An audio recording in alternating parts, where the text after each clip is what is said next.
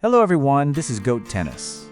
With Sinner and Świątek conquering Wimbledon, the hot topic has become, who will achieve the career Grand Slam first? Today, we'll examine the players who have achieved the career Grand Slam in both men's and women's tennis. See which current players are closest to this milestone, and explore who might achieve it first. Grand Slam. The four major tournaments: Australian Open, AO, French Open, RG, Wimbledon, US Open. Career Grand Slam. Winning all four Grand Slam tournaments during one's career. Golden Career Grand Slam. Career Grand Slam plus Olympic gold medal. Calendar Grand Slam. Winning all four major tournaments in a single year. Golden Calendar Grand Slam. Calendar Grand Slam plus Olympic gold medal in the same year. The difficulty increases as we go down this list. Now let's start with the most difficult achievement and see who has accomplished these remarkable feats. Golden Calendar Grand Slam. 1988, Steffi Graf. Graf achieved the unprecedented Golden Calendar Grand Slam in 1988 by winning all four majors and capturing Olympic gold at the Seoul Olympics. Why was Graf the only one to achieve this? Simply put, tennis wasn't always an Olympic sport.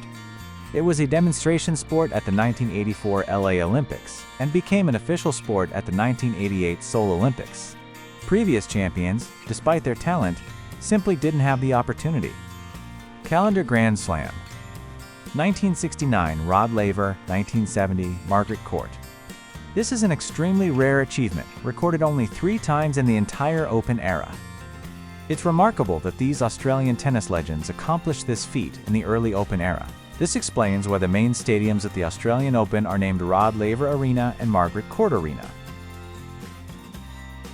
Golden Career Grand Slam Achievers. Andre Agassi.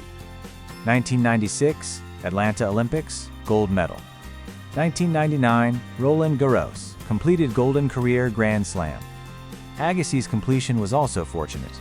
He reached only one final at Roland Garros, 1999, after consistent semifinal appearances in the late 1980s and early 1990s.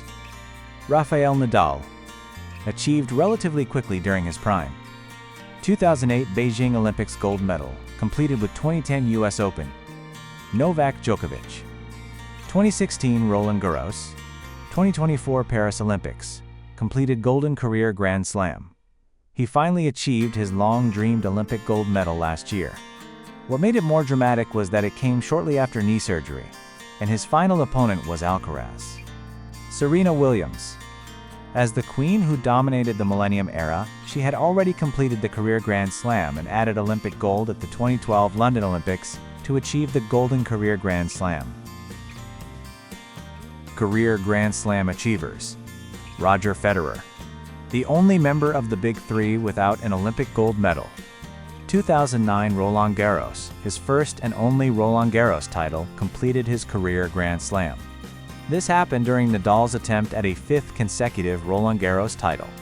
Robin Soderling shockingly defeated Nadal in the 4th round in a full-set thriller and reached the final, but Federer won 3-0. Since Nadal resumed his winning streak the following year to complete his 5 consecutive titles, this shows how fortunate Federer's career Grand Slam was. Maria Sharapova most efficiently achieved career Grand Slam. Although she didn't win Roland Garros until the 2010s, she won in both 2012 and 2014, making it the only Grand Slam she won twice. Chris Evert and Martina Navratilova, one of the greatest rivalries in women's tennis history. These two players dominated women's tennis from the mid-1970s until Graf's emergence in the mid-1980s. If the opportunity arises, we'll create a separate video covering their legendary rivalry in detail. Current players closest to career Grand Slam. Men's players. Wawrinka needs Wimbledon. Sinner needs Roland Garros.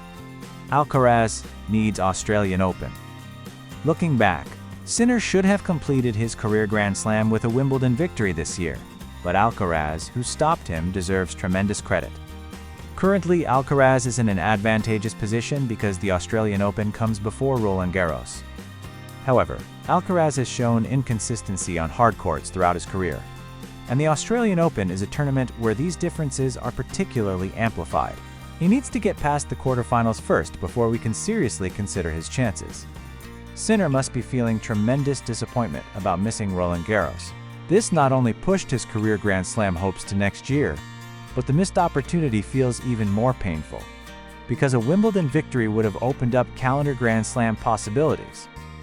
Wawrinka is in the twilight of his tennis career, making him realistically the least likely among these players. Current players closest to career Grand Slam. Women's players.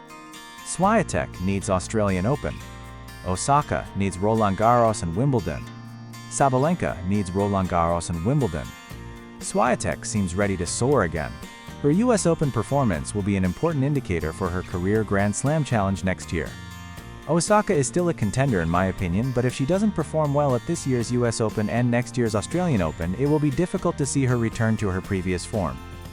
Sabalenka has improved somewhat but still struggles with severe inconsistency. She tends to successfully break serve and build substantial leads, only to give away momentum with a few shot errors, making matches unnecessarily difficult. This is something that must be improved. Still, while it may take time, I believe she's one of the players who will eventually achieve the career Grand Slam.